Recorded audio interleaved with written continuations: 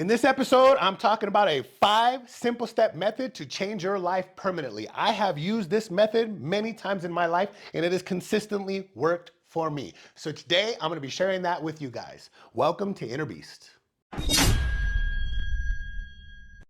So I'm about to give you a 5 simple-step method to change your life permanently. Permanently. I have used this method to change my life permanently multiple times in my life. I have found myself living in an inappropriate manner and engaging with life in an inappropriate way multiple times throughout my life. I have been to prison twice. I used to be in a gang. I sold drugs for a living for a very long period of time. I've been involved with many things that were not conducive to a pro-social life. Now, when I recognized that I was living in error, I did have the ability to recognize that I needed to change. The thing is, changing is super simple. It is not always easy.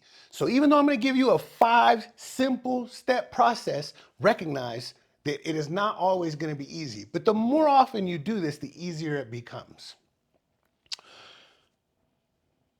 The number one thing is, and it's gotta be, you have to do this. It has to be that you make a decision. Now, I know I'm not telling you anything mind-blowing, but you'd be surprised. Most people do not even get to this point. They don't even make a real decision. So the number one thing is, man, you have to make a decision. And it has to be something that you really feel, that you really want. You have to want this thing. If you don't really want it, then you're not gonna chase it. But even if you don't really want it, but you know you have to have it, it still has to be a decision that you make and that you mean. So you have to make a decision, and it has to be non-negotiable. It has to be, you cannot go backwards once you make this decision. So I'm gonna give you an example from my own personal life.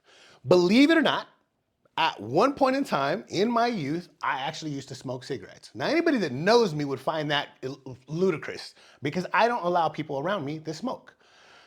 But in my very young teens, matter of fact, when I was 13, so I just became a teenager, I picked up the habit of smoking cigarettes. Due to some of the people around me, I just picked it up. Now, every Friday, almost every Friday, for a long time when I was that age, I used to be called to this call center. And I was going there to sell illegal substances. For any of you that are initiated and understand what I'm saying, I already at that time sold X and A. So it was different at the time, but those were what I sold. So what I would do is they would call me there and I would get there and I would deal with maybe 3 or 4 people. But they would take the orders and the money from like anywhere to from 15 to 20 people. And so then they would take me to, and this call center was, hundreds of people worked in there, but it was closed off. You had to have a key card even to get in the building. So somebody would have to come, let me in, and then they would take me to a bathroom that was kind of far away in the building that you would have to go through 2 other doors that you had to have very specific key cards to go through. So it is actually, I mean, as far as this kind of endeavor is, you know, it was actually pretty safe. So this time I showed up a little bit early, however, and they had not finished taking the money nor the orders of everyone else. So they were like, man, if you can give us a few minutes, this, and this. And I was like, yeah, sure, absolutely. So because I just had a bunch on me and I would have to go count it anyways in the bathroom, take the money, count the money, figure out what everybody wanted, give that to them. They'd split it up amongst themselves. I just give them the whole batch. So I was like, all right, well, since I have to wait, is there anywhere I can smoke? And they were like, yeah, we have this atrium that you can smoke in. Everybody smokes in the atrium. So I was like, all right. Now, on the way to the atrium, I did ask. I was like, is anybody going to say anything to me? Because I don't belong in this building. And you can easily look at me, and I don't look like anybody else in the building. I look like somebody you should not have in your building.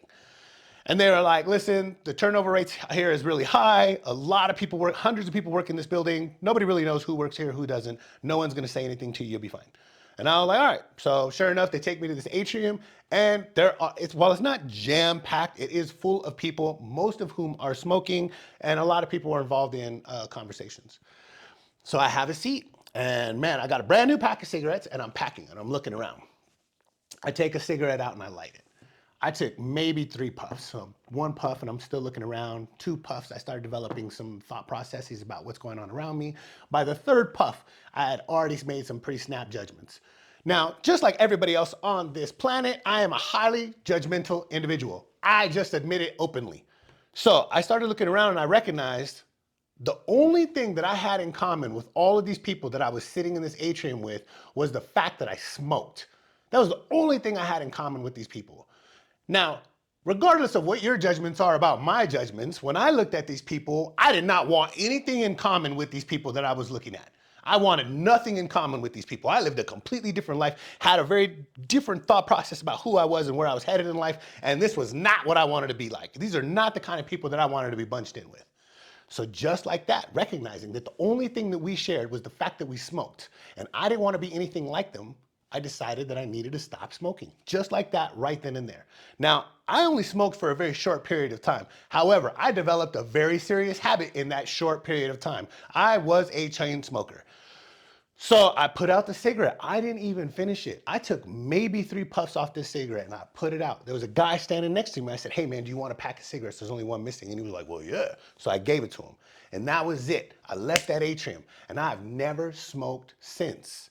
Now, I made a decision right then and there. I had to make a decision. I didn't want to be like these people. So I had to not do the things that they did. They smoked. We were only grouped together because I smoked the same as they did. I stopped smoking. It was a decision and I had to make it. And I made it and I meant it. Once you make a decision, you have to make it. So number 1 is making a decision. That's a very good example, I think.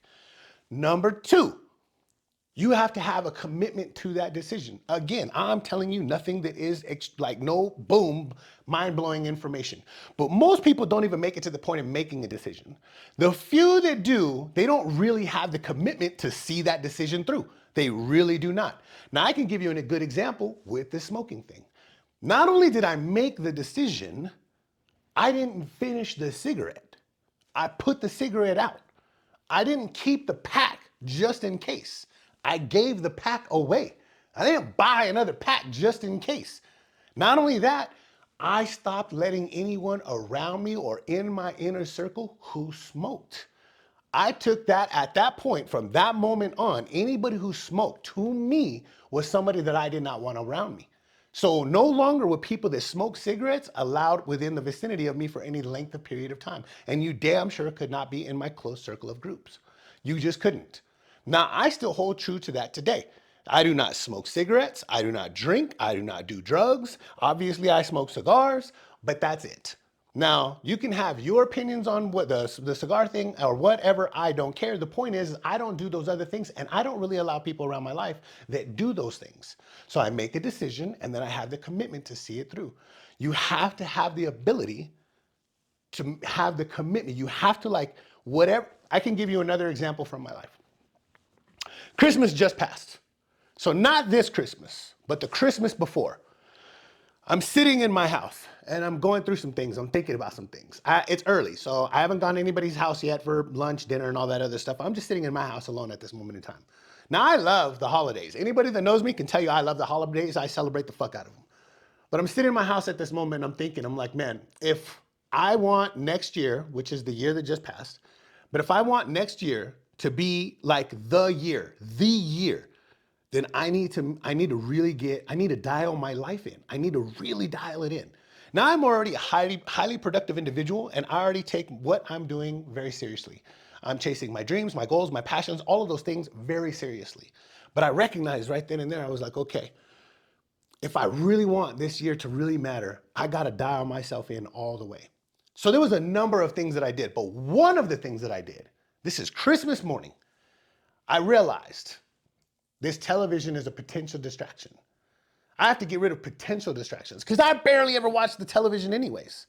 But I was like, this is a potential distraction. I got to get rid of it.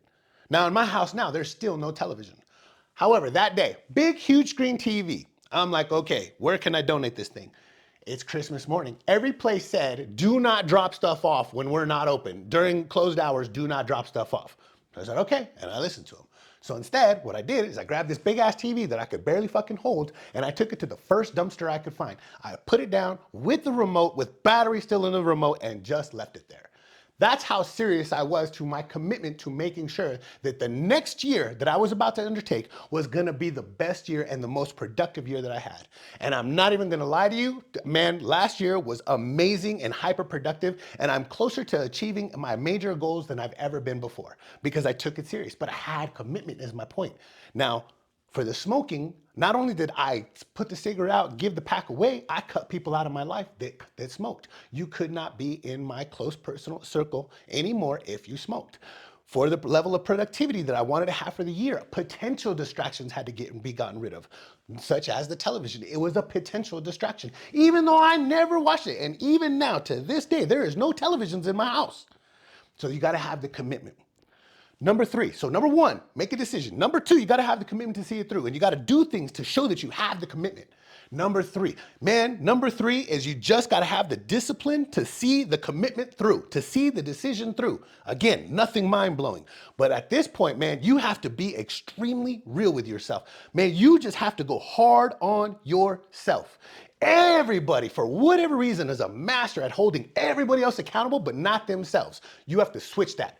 You have to become a master at holding yourself accountable. Do not worry about other people unless they are interfering with your goals and your dreams. You're only worried about yourself. You need to be hard on yourself. Everybody is forgiving on themselves. Oh, well, I slipped up, or I didn't do this, well, I slipped back to that, well, I started doing this, but I'll get back to it. No, you cannot afford to do any of those things. You have to have the discipline to see it through. You gotta go hard on yourself. You have to be hard on yourself. No excuses, no concessions. So when I was 13, when I was very young, when I was almost into my 13s. I was still in my tweens. I had been led to believe that I was lazy. And maybe I was. To the average grown up, that's a possibility, right? But obviously not any more than any other, 12-year-old kid. Now, the thing is since I had been made to believe that, I didn't like that idea about myself. So the next few years of my life, man, I did everything I could to fight against the idea of being lazy. I did nothing that lazy people do, nothing at all. And I still carry that over to my life into today. Now, my point is when I decided that I was no longer gonna be lazy, man, it didn't matter how good the bed felt on Saturday morning. Doesn't matter how good it feels on Saturday morning. Now, I'm not like, oh man, it's just too nice in my bed, and I just stay there. No, I get the fuck up. I get the fuck up and I get out of my bed. Now, there's a massive difference. If you've been working out really hard, your job is also hard on the body. You're a construction worker, you go to the gym, you got a lot of responsibilities, and your body is legitimately just beat up. At which point, it doesn't even matter if it's a Saturday or a Tuesday. If your body is just legitimately beat up and it needs time to recover, that's not the exact same thing. That's not even remotely close to the same thing. I'm talking about you sliding back into the patterns. Sliding back into patterns. You're like, oh, I'm not gonna be lazy. I wanna be productive, this, and this, and this. But you take that first fucking pathway out the moment you can. You're laying in your bed and it feels too good. So you just lay there. Nah, I would never make that concession. I would never allow myself to make that concession because I'm not a lazy person. I refuse to see myself as a lazy person. So I refuse to allow myself to do things that lazy people do. You have to go hard on yourself. That's my point. I'm not telling you anything that is revolutionary. What I am telling you is that most people don't even do most of this stuff. Most people won't make a decision. If they do, they're fucking half-assing it. They damn sure won't make the decisions that do the things that show that they have the commitment so that they have to stick to it. They don't have the commitment to that decision. And even if they get this far, they damn sure don't have the discipline to see it through all the way because they'll be lenient on themselves. They will be lenient on themselves. And you absolutely can't do that. So one, make a decision. Two, have the commitment to see it through. Do the things that show that prove that you have the commitment. And then three, have the discipline to see those two things through by being hard on yourself. That's what discipline is. Doing the things that you hate, but doing them like you love it. Now, number 4. 4 and 5, like I said, most people will put these at the front. I'm telling you not to do that. When you've made the decision, when you've made the commitment, and when you've started seeing it through, when you've started showing the discipline to see it through, then you can make it an actual goal. And you can set it alongside the other goals. So if we have not smoking and we have not being lazy, so that we can put those two things next to our other goals of, being healthy, going to the gym, living an active lifestyle, whatever those things are, whatever those goals are, you can then make it a goal. I am a healthy person. I do not smoke. Doesn't matter how you want to look at it. You can then make it a goal. I say do all the work on the front end, then make it a goal. Don't make it a goal and then try to do the front end work. Do the front end work first, then make it a goal. The reason why I say to even make it a goal at that point is because at that point, Once it's a goal that you're actively working towards, once you identify it as a goal, you can make it part of number 5, which is your vision, how you see yourself, how you want to see yourself, how you want to live your life, the things that you want to accomplish. You make it part of your vision. So I want you to think in terms of a vision board, right? Many people have vision boards. So let's say you have a vision board, and we take the same things that I've talked about from my own life. You can have a no smoking symbol on your vision board. You can have right next to, the picture of your ideal physique and all these other things. You can have it right then and there on your vision board. If we're talking about being productive, you can have a fucking same thing with a cross through with a TV. No distractions. We're not going to allow distractions in our life. You can put that on your vision board. So I'm saying do the opposite, man. Make a decision. Don't worry about thinking, oh, I'm going to do this for this year. I'm going to have this done by that time. Don't worry about that kind of stuff. Just think in terms of this is what I want or this is what I don't want. Chase towards the things that you want. Run away from the things that you don't want. Make the decision. Once you've made the decision, have commitment towards that decision. Do the things that put you in a position where you have the highest likelihood of actually keeping true to going through on the decision that you made. If you're not going to smoke, get rid of people and get rid of the people that smoke and get rid of the things that like their cigarettes and ashtrays and lighters. Get rid of all that stuff. If you're not going to be lazy, stop doing lazy things. No more sitting in bed, no more hitting the snooze button, whatever it is. If you want to be productive, no more television in the house. Get rid of that shit. Get rid of your fucking gaming consoles. Delete all your social media apps. Whatever it is you have to do, you put yourself in the position to where you have the highest likelihood for success. Then, number 3, have discipline. Go hard on yourself. Do not allow yourself any concessions. That's what discipline is. At that point, then you can be like, okay, this is a goal. I do not want to smoke ever again. I want to be healthy. So I want to have, my lungs clear by this point. I want to have my blood pressure under control by this point. Then it can be part of a goal that you can be like, by this point or for the rest of my life. Then you can take that goal and put it as part of your vision. How you want to live, the way you want to live, who you want to be, who you see yourself as you are now, and who you want to see yourself as in the future. You do it this way, I promise you can change your life permanently. And you can use the same process over and over and over and over and over again. Now, I'm not telling you this is the best process because I have no fucking clue what the best process could possibly be. I'm just telling you that I've used this process many times in my life, and it has worked for me over and over and over again. And it is a simple process. And I'm not telling you anything that's revolutionary. I'm not telling you anything that you got to go out and buy a course to be able to do. I'm telling you something that all you have to do is it's all internal work. Make a decision, have the commitment to see the decision through, have the discipline to keep moving through on your commitment to your decision. Go hard on yourself. No leniency, no concessions. Then make it a goal. By this point, I want this to interact with these other goals that I have. And then make all of that part of your vision. You do these 5 things, and I promise you can change your life like that.